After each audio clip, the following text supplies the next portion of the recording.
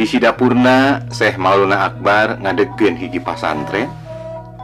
Pasantren anu diadegeunna teh kawilang kawentar di daerah Kajene mangsa harita. Padahal dina munggaran lebetna ka Kajene, rakyat Kajene masih keneh ngandut agama Hindu Buddha. Dina hiji dinten anjeunna kasumpingan Raden Bratawijaya atanapi anu dipiwanoh kakasihna nyaeta Arya Kamuning sareng wargina nyaeta Raden Jayaraksa anu dina harita masih keneh nganut agama Hindu Buddha.